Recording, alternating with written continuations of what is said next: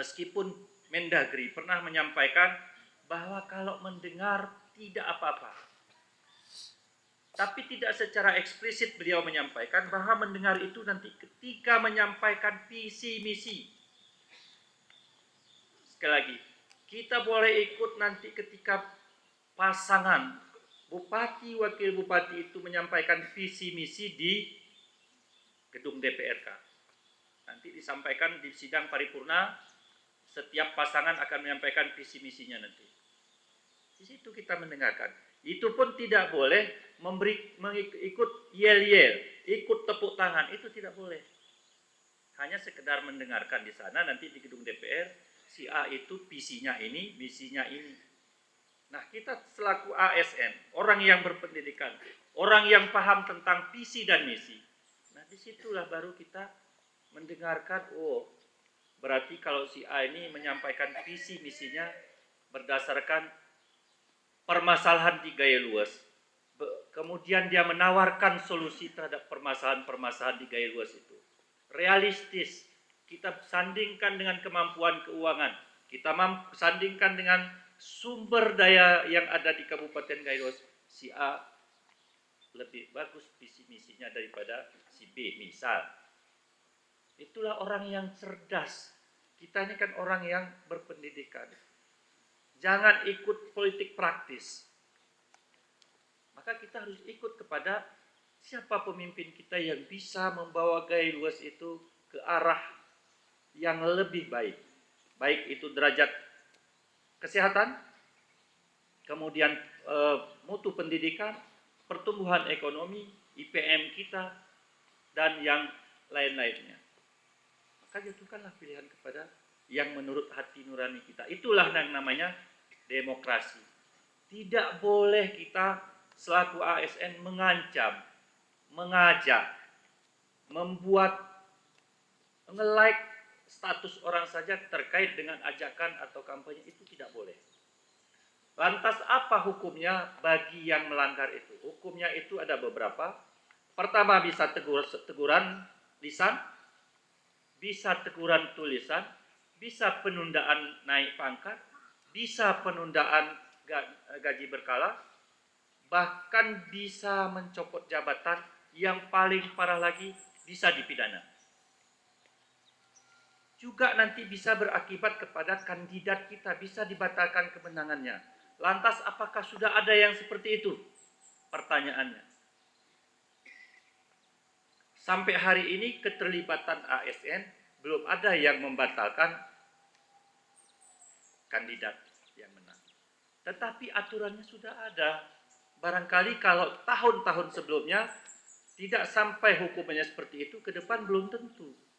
Nah, kalaulah sayang kita kepada kandidat kita, keinginan kita, pilihan kita, maka jaga dia sampai dia nanti terpilih.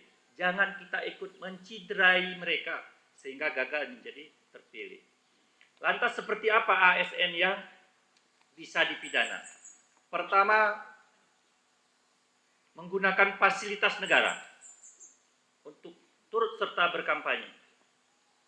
Yang kedua, berkampanye, memaksa untuk memilih kepada salah satu pasangan dan merugikan pasangan yang lainnya. Itu bisa dipidana.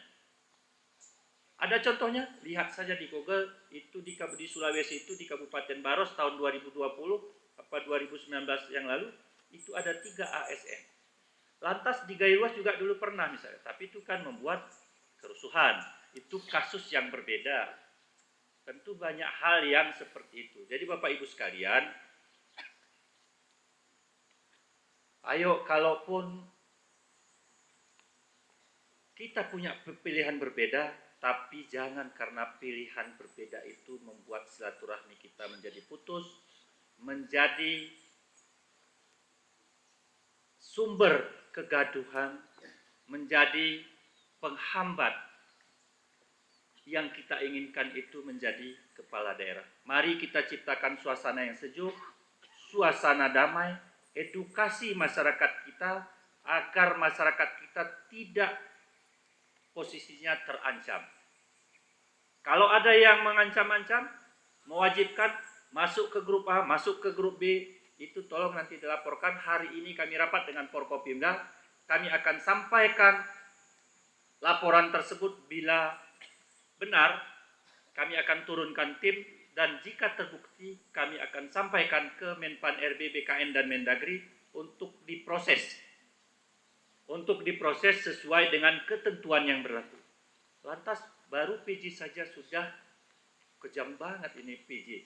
Bukan saya yang kejam, tapi saya harus tegakkan aturan demi orang banyak. Jangan gara-gara 1-2 orang yang mencoba-coba melanggar aturan, merugikan pegawai negeri misalkan 3.000 lebih, merugikan masyarakat gaya luas 100.000 lebih. Saya lebih berpihak ke masyarakat 100.000 daripada berpihak kepada satu orang, sekalipun itu saudara, famili, maupun sahabat saya. Saya tidak akan lakukan itu. Pasti saya akan tindak meskipun itu saudara saya ketika dia melanggar aturan-aturan yang berlaku. Apalagi kepada yang lain, kepada semua, karena saya ini adalah sebagai pimpinan kepala daerah. Seluruh rakyat Gaya Luas itu menjadi warga saya. Saya berkewajiban untuk melindungi semua hak-hak warga masyarakat Kabupaten Gaya Luas, tidak terkecuali kepada ASN. Barangkali pada pagi hari ini yang dapat kami sampaikan.